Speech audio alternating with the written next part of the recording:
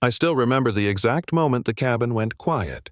Not the polite kind of quiet, but the kind that feels like someone just pulled the oxygen out of the room. It happened when the man next to me leaned forward, pointed at my seat, and said loud enough for everyone to hear, "She doesn't belong here. Not a joke. Not a misunderstanding. A verdict." He told the flight attendant that seeing me was ruining his first-class experience, that I needed to be moved to economy immediately, because this was a space for people like him. And just like that, I became a problem that needed to be fixed. This was supposed to be a calm flight. Early morning, coast to coast, one of those premium routes airlines advertise as executive-friendly. The cabin smelled like citrus wipes and expensive coffee. Soft lighting, wide seats, people half asleep behind noise-canceling headphones. I was in seat 2A, wearing a gray hoodie, hair tied back, working quietly on my tablet. To anyone watching, I probably looked out of place. And to the man beside me, that was enough. His name, I later learned, was Richard Halverson. Mid-50s, private equity. The type of man who walks like the world owes him space. He didn't look at me when he complained. He spoke over me, around me, like I was furniture. "I paid full fare," he kept saying. "Not points, not an upgrade, full fare. I didn't agree to sit next to this." He waved his hand in my direction like brushing off dust. The flight attendant, a woman named Megan, tried to calm him down. She had that tired professionalism you only get after years of dealing with people who think money is a personality. She checked the manifest, explained that every seat was a sign that there were no open options. Richard didn't like that answer. His voice rose. His words sharpened. He started dropping names. Executives. Board members. "I spend more on this airline in a year than you make in a decade," he snapped.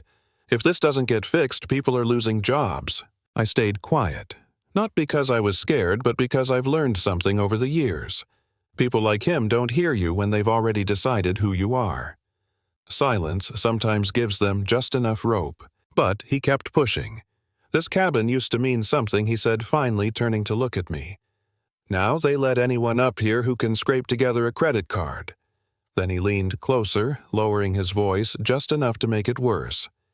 "You're lowering the standard just by sitting there." That's when something inside me shifted. Not anger, not yet. More like clarity. I looked him in the eye and said calmly, "My ticket says I belong here." He laughed. Actually laughed.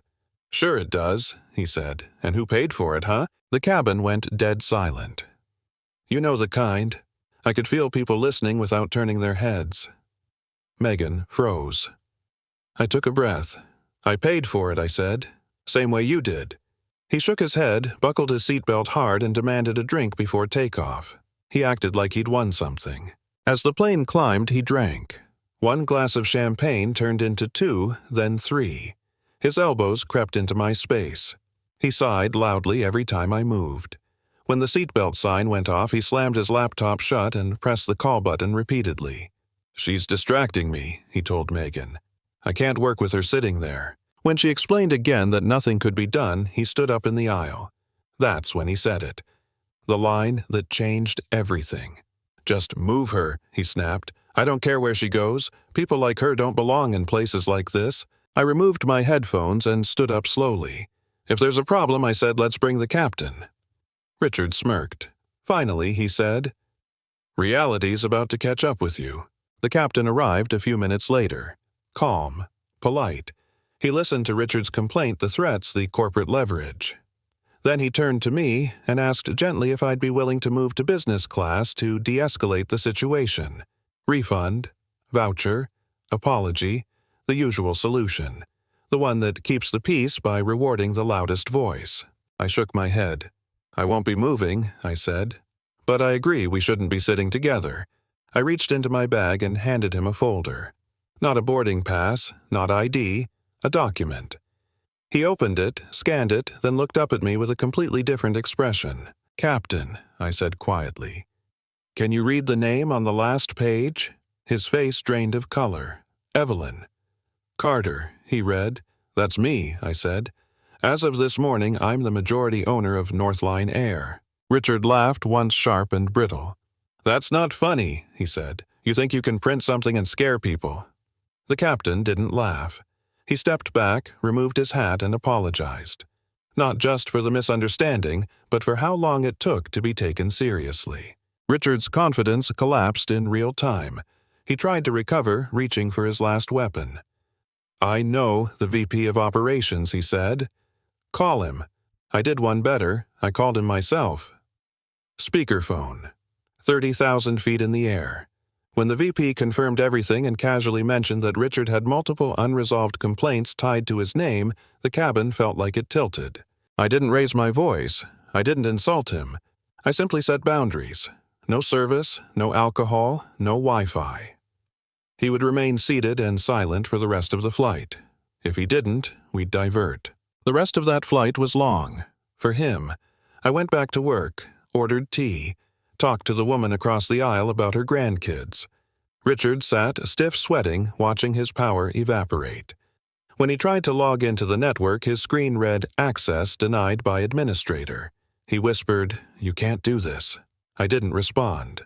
When we landed, police were waiting. Not for me. For him.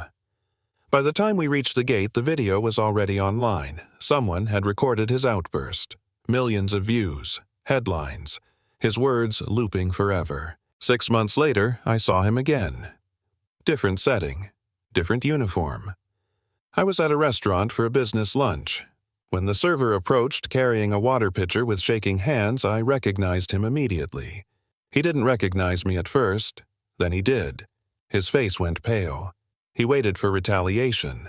For humiliation. I just said thank you and meant it.